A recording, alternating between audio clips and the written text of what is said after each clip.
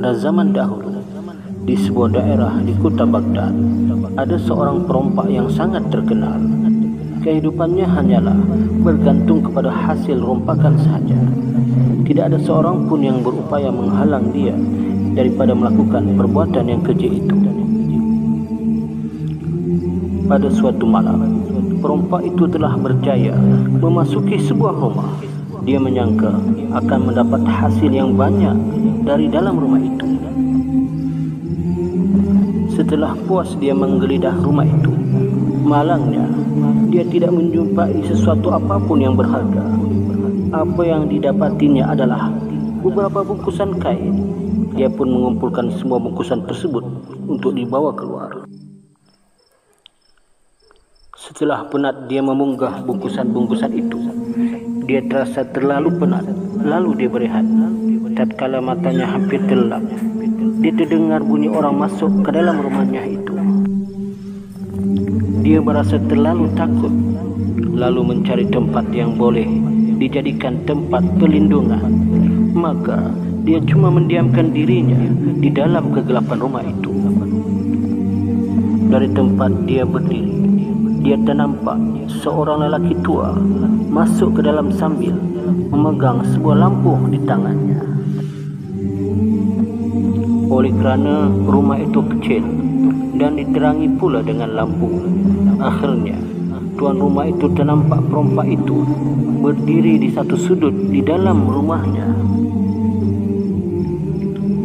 Tuan rumah itu mempelawa perompak itu duduk. Pada mulanya dia berasa takut, tetapi kerana lelaki tua itu terlalu baik dan lemah lembut serta berjanji untuk menolongnya mengangkat bungkusan itu, barulah dia berasa senang dan gembira.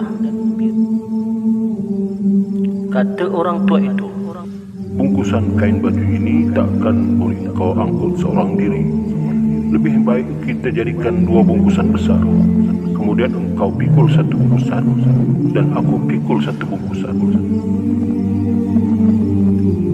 Perompak itu berkata pula, "Baiklah, tetapi biarlah aku memikul bungkusan yang besar, kerana aku yang mula-mula masuk ke dalam rumah ini." "Baiklah," sahut orang tua itu. Lalu mereka pun keluar dari rumah itu. Setelah agak lama berjalan, orang tua itu terasa terlalu penat memikul bungkusan yang berat itu. Apabila dia melihat orang tua berjalan terlalu lambat, dia terus menengking orang tua itu. "Hei orang tua, cepatlah sikit. Kita mesti sampai ke tempat aku sebelum matahari naik. Kalau tidak, kita berdua pasti akan ditangkap." Tanpa menghiraukan keadaan orang tua itu, pencuri itu terus berjalan dengan lebih pantas, meninggalkan orang tua itu jauh di belakang. Orang tua itu cuba mengejarnya, tetapi dia tidak berdaya, bahkan kerap kali jatuh. Akhirnya mereka pun sampai juga ke tempat persembunyian perompak itu. Maka perompak itu berkata, "Sekarang kita telah sampai. Hai orang tua, kau ambillah bahagian engkau dan pergi dari sini." Sambil merendung muka perompak itu, orang tua itu berkata, "Hai anak muda, ambillah engkau kesemua barang itu. Aku tidak memerlukannya. Sebenarnya, rumah yang engkau masuki tadi adalah rumahku. Aku fikir engkau tentulah orang miskin hingga terpaksa menjadi pencuri. Aku harap barang-barang ini kelak akan meringankan sedikit beban engkau. Sekarang engkau telah pun tahu rumah aku.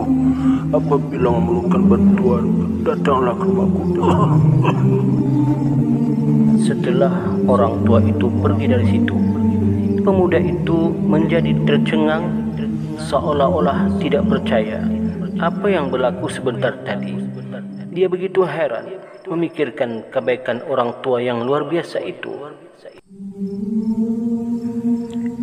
Apakah benar apa yang ku alami ini? Aku telah memasuki rumahnya dan mengambil barang-barangnya. Lalu dia datang pulang menolong aku. Setelah itu, dia menjemput aku datang ke rumahnya jika aku perlukan bantuannya lagi. Pelik sungguh orang itu, bisik hati kecilnya.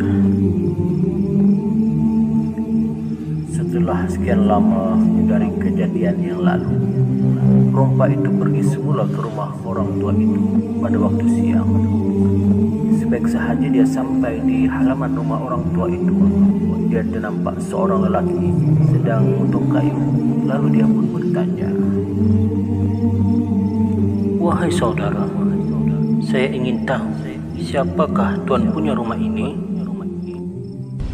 Sambil tersenyum, lelaki itu menjawab, "Wahai saudara, saya kira saudara tentunya datang dari daerah luar, kerana semua penduduk di sini hingga kanak-kanak pun tahu rumah ini adalah rumah seorang wali Allah bernama Syekh Junaid Al-Baghdadi." Sebaik sahaja dia mendengar nama itu, lantas dia pun menyesal di atas segala perbuatannya terhadap wali itu. Tanpa berlengah lagi, dia terus masuk ke dalam rumah wali itu untuk meminta maaf. Sebaik sahaja dia masuk ke dalam rumah, dia terus sujud di kaki wali Allah Syekh Junaid sambil menangis. Dengan tersenyum, Syekh Junaid terus memaafkannya. Sebagai berkat kemaafannya dan sikapnya yang penyantun, akhirnya perompak itu telah menjadi seorang yang saleh dan bertakwa. Sebagai kesimpulannya, tidak mungkin seorang yang jahat itu akan kekal jahat. Jikalau Allah menghendaki dia jadi baik, insya Allah akan menjadi orang yang baik, malah lebih baik. Moga-moga cerita ini dapat memberi pengajaran dan manfaat pada kita semua. Wallahu a'lam.